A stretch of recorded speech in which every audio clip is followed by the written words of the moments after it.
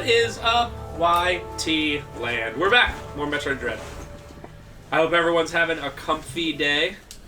It's 7:49 p.m. and Trevor Switch is at 100%, which makes sense because it's docked. Let's start with this subject. You know, things we take for granted for living in current year, wherever year you're watching this.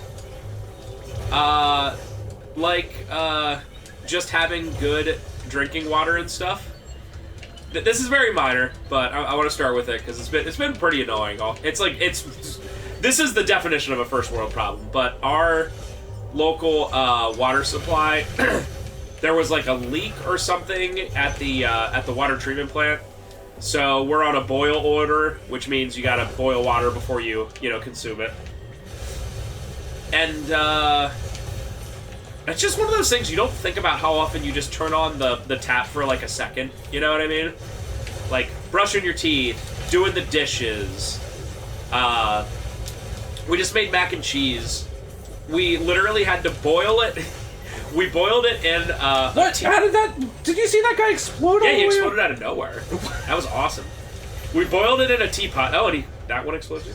We boiled it in a teapot and then poured it into the bigger thing and then boiled it again, essentially, because we want to be sure. I really don't want to, even if it's a small chance, you don't want to get like nasty bacteria from What's it even contaminated with? I don't think it's necessarily contaminated. It's that they can't be sure. Which it's one of those things. It's like that's surely it came from somewhere. Like they would only raise alert like that. Oh, yeah, I think they said that it was just like there was a breach or something. Like I don't know if maybe like literally at the sewer treatment plant it like wasn't treating the water or whatever. I unfortunately am not entirely sure. But you just don't really think about how often you like doing the dishes earlier was the worst. Like it's like you either use bottled water or you boil water and then have to use it for the dishes, which is just lame. So this is very minor, but both of the Mercury Steam games completely made the space jump look super lame. It's just a regular somersault, and you just glow, and then you can do the space jump. It looks like unlimited times. It's unlimited times, but in like Super Metroid, Metroid Fusion, Zero Mission, the space jump is categorized by like Samus spinning so much that she basically looks like Sonic the Hedgehog, and I guess that's like the justification for her like defying the laws of physics, basically gravity. Yeah, like her up B attack in Smash Brothers. Yeah. Well, that's the screw attack, but it's basically the same thing. Oh, sorry. But luckily in this game, the screw attack looks cool, which I can't say about Metroid 2 remake, where the screw attack still looks lame. But it's still, I don't know, it's a very minor thing, but the space attack animation in every single Metroid that's 2D pixel art looks awesome. And it looks lame in this game. Yeah, it does. It does seem just very, very ordinary. It's like just blue for a second. You almost outran the camera.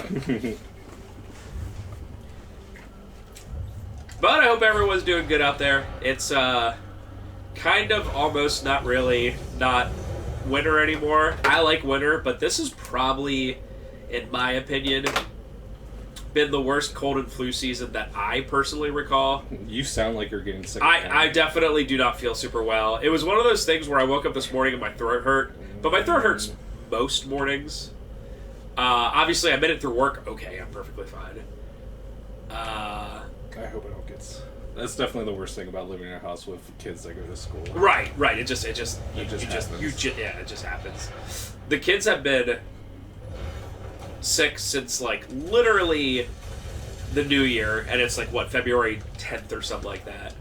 But it's been often, it's like one gets sick and then gets better, the other gets sick, gets better, and I think it's been twice that they've all been sick, and it's just like But yeah, legitimately, I think this is the worst one. Maybe COVID year would have been worse if all the lockdowns and stuff didn't, happen. But I don't remember a time. I was talking to a teacher, and they were like, yeah, literally out of my, 20 kids in my class, every single day, 2 or 3 of them are out. And I don't know if that's a lot more than normal, but, man. It does seem like everyone's getting sick. I rarely ever get sick, but I caught what Spencer had a month ago, and that lasted, a good, 3 weeks. Just awful sickness. Yeah. It wasn't, debilitating. I didn't take any days off, but it's just such an annoying. You just feel like crap. Your throat hurts. You can barely talk. It's probably, legitimately COVID. No one cares anymore. And obviously COVID was around way before 2020, It's just a coronavirus, but... So this right here is kind of cool, but also very obscure, and, you can't possibly expect anyone to know about this the first time through. So we're supposed to backtrack through all this stupid water crap, and you go all the way down here, and you have the thing we're supposed to go is all around, around here, and you have to just trudge through a bunch of water without the gravity suit. But there's a cool shortcut over here. It's already super obscure, but it gets even more obscure. So you come over here and you're like, oh, cool, energy part. I guess that's it. I'll just go back. But no, there's more to this. So you want to speed boost past this. And now it gets even more complicated because we have to speed boost and have a shine spark going.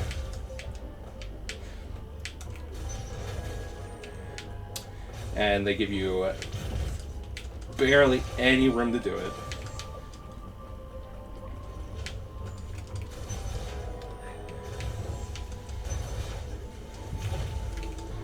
Oh, I'm screwed. Yep. Alright. This is really hard.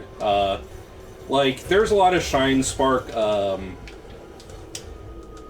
challenges for late game rewards, and basically every Metroid that has the Shine Spark in it. But this is especially kind of awkward. So we have to go down here, shoot. Alright, and now we have to... Alright. Oh no! We still have to keep that Shine Spark going. Oh, damn. I had to push down, but I didn't. I suck. But it obviously saves a bunch of time, even if you have to do this a bunch. Because going through all that water. And it's mostly backtracking through the water is just the worst part of Metroid. And this game is just full of just the most annoying backtracking. I don't want to sound like a broken record, but the worst part about this game is the map design. It's so bad. This game is so frustrating to me because there's I go within a minute of being oh, that's super cool, and then oh, this game sucks. You can keep the Shine Spark going once you roll. I'm just sucking. Is this something you would eventually just come around to anyway, or no? This is the most hidden obscure thing. Wow. Unless you're going for 100%. Thank you, dog. I practiced this for 30 minutes today. You know what, dog? I've had enough of you. I wish I could go back 12 years ago and not take out that dog in Castlevania 4. I can't. You have to do neutral. You can't hold the analog stick at all, or it's gonna do a somersault, and then the Shine Spark won't activate.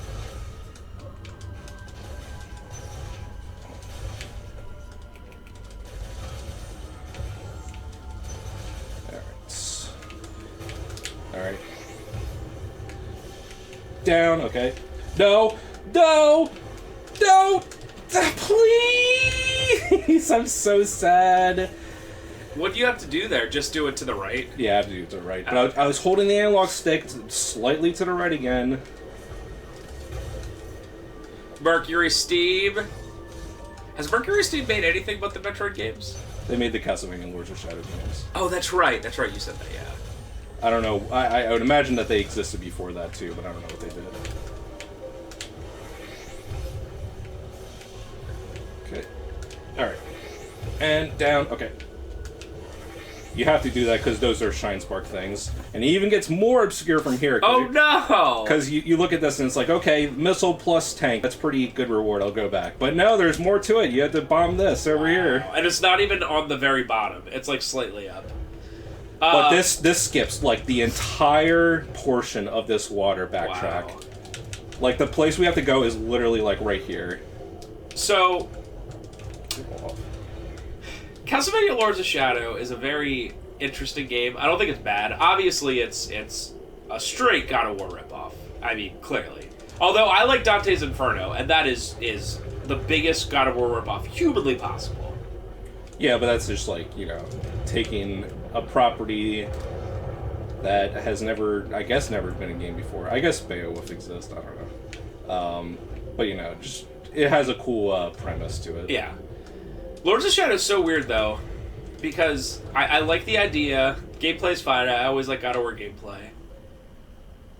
And I like the idea of the story. Like, spoilers, in Lords of Shadow 2, you become Dracula. Like, Gabriel, I think his name is, becomes Dracula. And if you were explaining this to me, I would be like, that game's awesome.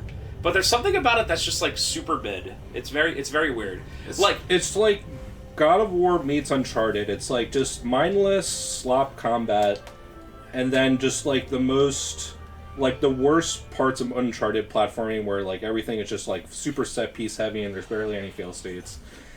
And plus, you're transforming a series that has no business being a God of War clone. Right. It also has, what's his name? Patrick Stewart is like the old guy who helps you out, but then he, like, if I recall, the old guy ends up being lay bad guy because he's like, I have fooled you. Wahaha. I am lay Patrick Stewart. And then, if you told me about Lord of Shadows 2, because at the end of Lord of Shadows 1, he becomes Dracula. Again, I think it's Gabriel. And Lord of Shadows 2, if you were, like, pitching this to me and were like, hey, you play as Dracula and you got all the Dracula powers and you have to, like, go, like, super forward in time, if I recall. So it's, like, 2,000 years in the future or whatever, so you see this, like, post-punk, futuristic, whatever thing as, like, Dracula from Medieval. I'm like, hell yeah, that sounds good! But Lord of Shadow 2 has these forced stealth sections that makes it that I'm never going to play that game in my life, because it just sounds awful. And they do that thing, and Trev, you can tell me if you agree or disagree with it. Have you played that game, Lord of Shadow 2? I probably did the same thing as you. I played it for like 2 hours. I got to the stealth section. I was so like, they do this thing. We've played a lot of retro games on Let's Tries, right? And the effing worst level is the first one, right? How many games have we played like that on like the Super Nintendo or PS1? Where they're like, here you go, kid, and it's like the hardest level. And you're like, what the hell? And the problem with Lords of Shadow 2, I learned from watching a couple videos, including the YouTube channel I Finished a Video Game, is most of the stealth sections is within the first 25% of the game. So the worst part of the game by far is is in the very beginning of the game. So people are going to get to that and go, well, this sucks. I don't want to do this the whole game. And guess what? You don't do the whole game. That. Like, what is that? I'm not saying that you have to put the bad parts... What are you thinking? I'm not saying you have to put the bad parts later in the game, but if you're going to have an annoying part of the game, why the hell put it early on? Because no one's going to finish. You know? How many PS1 games do we play where, like... You know, it's probably, like, a decent game, but the first level, you cannot figure out what you're doing because they make the first level just crap as hell. And it's like, cool idea. Wow, 2 hits. Wow. 2 hits. 2 hits! Anyway, that's my soapbox. I want to like Lords of Shadow, and it's a shame that it's like the last official Castlevania game ever made. I mean, Konami did put out the GBA and DS collections, but I really doubt they had to do much work at all for those.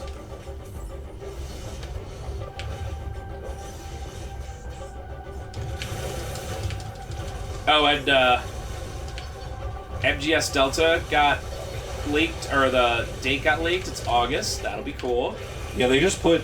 It's funny because PSN has been down all day. Right. Because their network security is just awful. Which is why everyone hates when there's a PSN requirement for stuff. Not only is it not available in a lot of countries in the world, but the security is awful. It's like giving Sony information that they're just gonna lose because they get DDoS constantly. And what was I saying originally? It's funny that PSN is down. What did I say before that? I was literally listening to you and I don't remember. Yeah. Wow, so you normally a missile tank is +2, but that one you did was +10 like 5 minutes ago? Yeah, a majority of them are +2. It makes item collection in this game very meaningless. This one's a +10. Alright, so... Especially when all the E-tanks are... Most of them are energy parts, which you need 4 for anything. Yeah.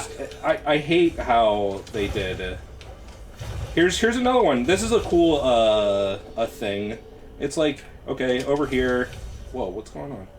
Okay, that was weird. You go over here, there's like a secret thing over here. It's like, okay, there's nothing really here. But then you do another Shine Spark or Speed Booster.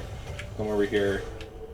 And I messed it up. So it's funny that PSN is down, because why? Because of Lords of Shadows. Oh, because of Metal Gear Solid Delta you were talking about. Oh yeah, they just put the trailer on like the PSN. Oh no. The PS Store, and people just accessed it. Okay, whatever. There's a thing over here. You need to do a more ball Shine Spark, but all you get is a +2 missile tank. So I remember hearing about how it was a pretty big deal when Helldivers was doing amazing, even on PC, and then out of nowhere Sony was like, yep, you need a PSN account for this. And yeah, they're just PC players were not happy. They're just bolstering their numbers because it's just good. It just looks good. Oh yeah. Sony. Yeah. But it's really crappy. I mean, it's one thing to have it as a requirement before it comes out. Everyone knows, like, okay, it has PSN. Right. I can't play it in my country, or I don't want to give Sony my information. I get it. But to, like, take Helldivers, which was, like, a phenomenal success, probably Sony didn't expect it at all, and being like, now you need PSN to play this game you already paid for. I know that Helldivers still has a pretty good amount of people, but I think it lost a lot of steam because of that. I mean, games just... I don't know. It is... I feel as if people, like, put too much stake in stuff like that, but... What do you mean? Games just naturally get boring to people. Oh, yeah. It is... Whenever it's like, what happened? 6 months, it lost 50% of its player base. Like, people got bored and moved on. It is exceedingly rare when a game is like Fortnite and just has people still interested in it, like, years later. I definitely agree with that. In fact, I'm pretty sure, I don't have numbers to back this up, but I'm pretty sure that Fortnite for a period of time was, like, still popular, but not as popular as it is once again. Like, it definitely waned for a little bit. Even something people, like, are, like, upset at the downfall of Overwatch. And yeah, Overwatch 2 does a lot of real dumb stuff. But Overwatch 1 came out in, like, 2016. So, like, it's, like, 7 or 8 years of, like, dominance. Like, that's really, really good. Yeah, it's like, if they did the exact same things, it would have been declined anyway. At some point, I mean, even something like World of Warcraft still has lots of players, but it's not where it was during, like, you know, like the South Park episode and stuff like that. Like, I really doubt it ever gets to those. I think it was right around Mist of Pandaria was when it was, like, at its, like, zenith. So, yeah, I see people do that all the time online. They'll be like, oh, what is this? And especially for single-player games, they'll be like, oh, FF7 Rebirth only has blah, blah, blah, you know, players or whatever, and it's like, it's a single-player game. Like, I put, like, 150 hours of that game, but once I was done, I was done. It's a single-player game. Yeah. Although Kingdom Come Deliverance 2, People just like arguing about everything possible. Oh, absolutely. But So Kingdom tired. Come Deliverance 2 literally has like 5 times as many people playing it than FF7 Rebirth. And I'm pretty sure FF7 Rebirth just came out on PC like somewhat recently. Yeah, like last month. Okay. So I was like, wow. I don't get it, because FF7 Rebirth is like a super fun, super well-made game. And it's based off of one of the most popular games of all time. It's just amazing that so few people play it or bought it. I think it's sold relatively well, but the problem is that FF7 Remake already was pretty polarizing. People either liked it or hated it. It's like already a game that was like already like contentious, and then you make a game that came out on console a year in advance to a sequel to a contentious game that not everyone likes, and you make PC players wait like a year to be able to play it, but like a lot of the mega fans are just gonna, you know, play it on PS5 because they don't want to wait. Yeah, for a game like that, I personally wouldn't want to have to wait, so I get it. There's other stuff I don't care about. That if it eventually gets to PS5 or whatever, you're like, oh, cool. I just hate the age we live in, that there's no like real exclusives anymore. It's just like time gating arbitrarily on one console. There's only one company that does it, and we're looking at them right now, Nintendo. They're the only one that has true exclusives. Yeah. Like, even, I think people are, like, still butt mad that, like, a couple PS4 games never got PC. Like, I think Bloodborne never got put to PC. Don't quote me on that. Or just recently or something like that. But, like, everyone's so mad, like, Ghost of Tsushima took years to get onto PC. It's like, I fall under the category of I think gaming is at its best when there's more exclusives. Most people that you talk to nowadays, if you're like... Well, they have to be exclusives. I think the problem is that we're in the worst of both worlds right now, because everyone knows that these games aren't going to stay exclusive. So you have the people that are... I'm going to pause to talk about this, because this boss fight is hard. You have the people that are loyal users for that console, and they feel like they're cheated because... they have to buy the console and play the game, and they know that everyone else is going to get it like a year or two later, which sucks.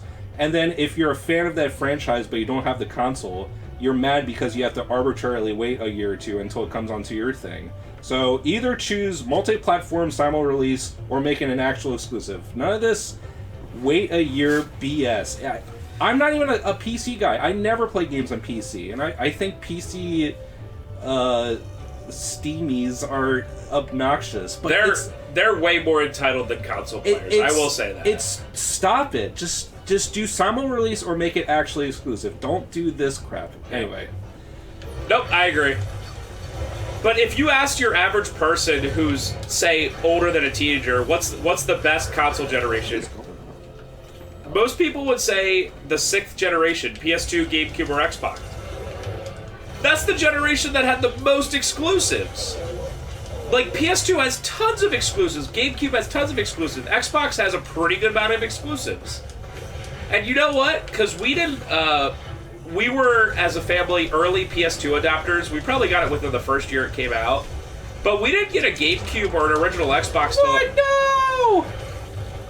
till a couple years down the line. And you know what happened when a really cool Xbox game came out? I'd be like...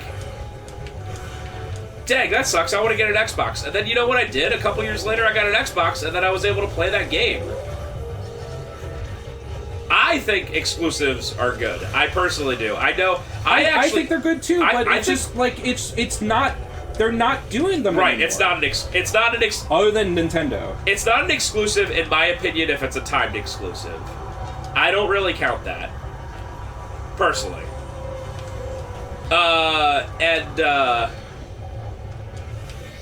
What was I gonna say?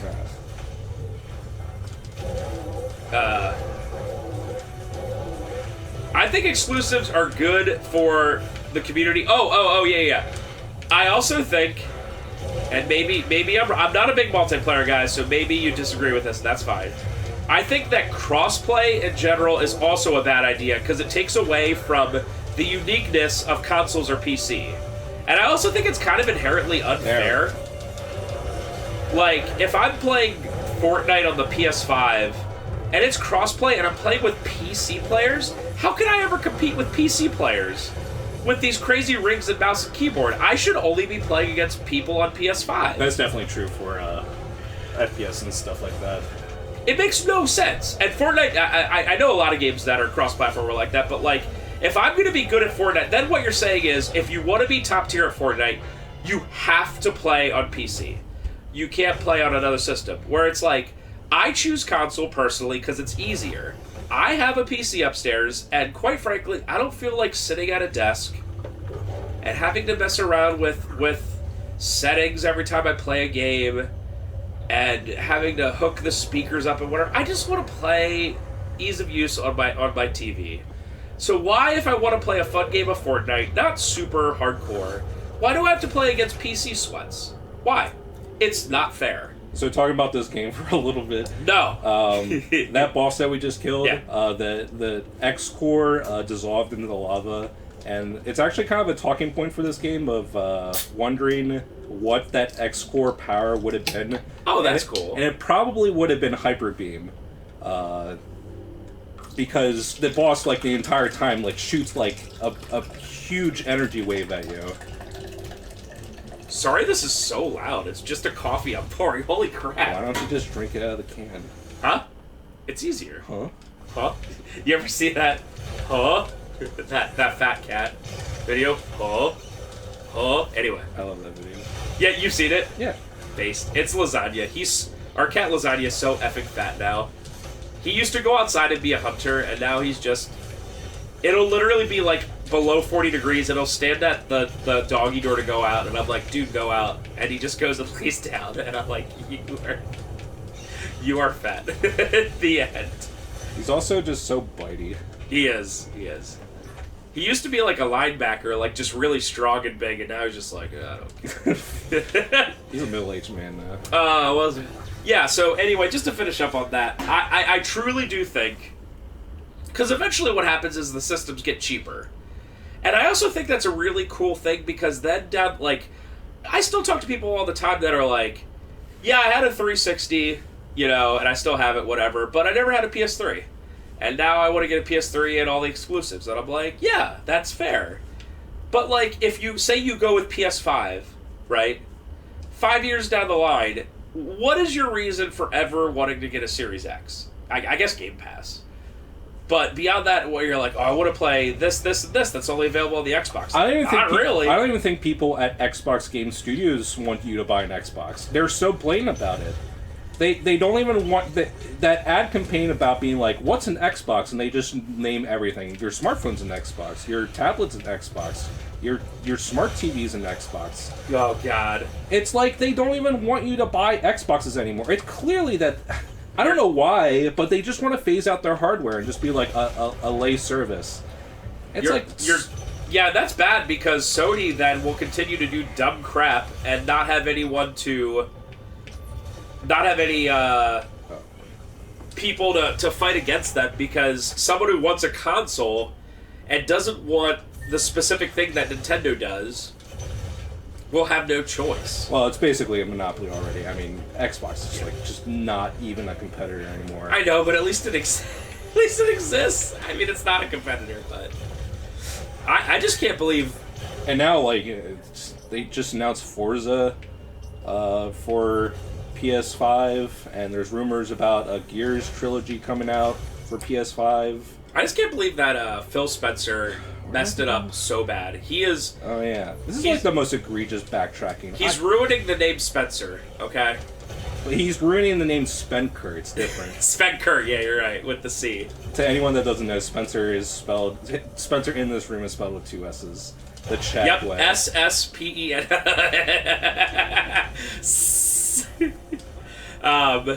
Do you know that some people spell Trevor Trever? I mean, that's how it's pronounced. Do you know there's a game... Oh, what's it for? A Atari Jaguar called Trevor McFur? Yep. Have you ever seen that? Yeah. It's like a real life... no, what's the word I'm looking for? Not anthropomorphic. Or is that the word I'm looking for? Anthropomorphic is like a bipedal. Like cougar / leopard, and his name is Trevor McFurry. It's awesome. That's... My two namesakes are a furry and the worst GTA character. Wait, do people not like Trevor? I know he's, like, truly an awful human, but... I mean, he's an awful human. I don't find him funny at all. I could not play GTA 5. It was too brutal for me. Also, Trevor, despite being, like, the objective worst person, is the only one who can't die. Oh, really? You could kill the other two? There's a mission at the very end where you can decide to either kill the dad or the... Michael? Is there a Michael? Michael, I forget the other one, or the black guy. I'm gonna call him... And it sucks. The black guy is definitely the coolest character of the entire game. The dad is just kind of like... Isn't he like Mafia or something? He's like ex-Mafia, he's trying to live a normal life, but he's just kind of pathetic, but also his family is awful. His wife cheats on him. His son is like a giga weed-smoking gamer.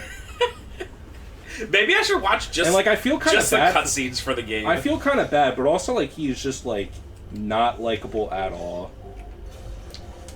Huh. Whatever happened to freaking good characters like Tommy Vercetti from Vice City? You mean a complete lunatic? Yep. At least he's just a psychopath. He's just So, no. Honestly, probably the best character in GTA history is CJ. I don't think anyone dislikes CJ. He's cool. CJ is or I don't know if he has an actual name, but protagonist from GTA 3. I just love in games like that when they make silent characters. And it's not like a JRPG where you can just have, like, text of someone being like, blah, blah, blah, blah, blah. Of just, like, Trevor walking into a room and being going, like, hey, what's up, man? I need you to do this. Okay, bye. And he just walks out of the room. It's like, face. Oh, man. nice frame rate. Speaking of GTA, I have seen, I think I've said this at some point on the channel, but I have seen a lot of Zoomers, maybe millennials, but Zoomers and millennials, going back and revisionist history GTA 4 and being like, actually GTA 4 is the best one. And I never played a single second of it, but all I know is that people were like, it's alright. Driving really sucks. Story's fine. I actually think, I don't really think that any of the stories in GTAs are all that great, but it's probably the best. I don't know. All I'm saying is people, but that's classic for video games. But yeah, I played like 10 hours of GTA 4, and the driving is just so, it's like you're driving underwater. It's so weighty, but also like frictionless. It's hard to describe. Ugh. It really does feel like you're driving like a car that can like drive underwater. Turning is just so slippery but heavy at the same time. Man. And especially for a game where, like, the reason why I'm not like the hugest fan of the GTA games is like 50% of the gameplay is driving. Right. But if you make the driving sucky, it's like, okay. Well, that's why I never played a GTA after a little bit of San Andreas, but they always, like, adding bicycles to San Andreas is like, okay. Like, yeah, it's not the quickest, but, like, even adding motorcycles to Vice City, it's like, here we go.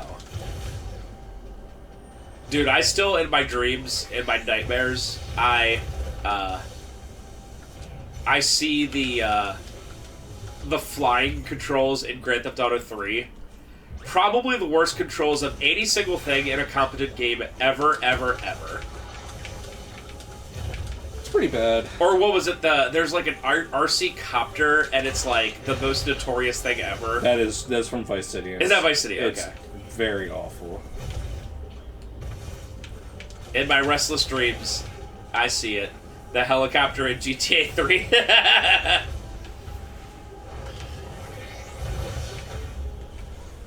Based.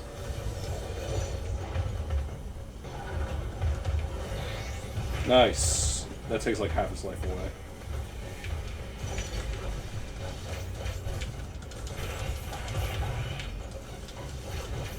Does that blue thing hurt you?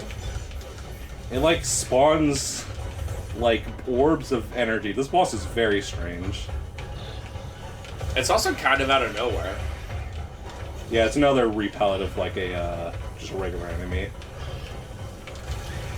But his powers make just absolutely no sense. Like the other one, the electricity one, is still kind of stupid, but like at least it's like sort of understandable. Like, why does this thing have like ball of energy powers, like remote ball of energy things? But that's the power we get from this. It's one of the strangest Metroid power-ups.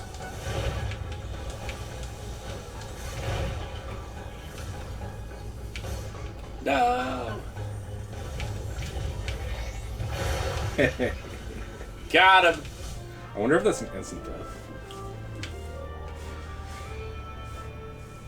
So this turns your the morph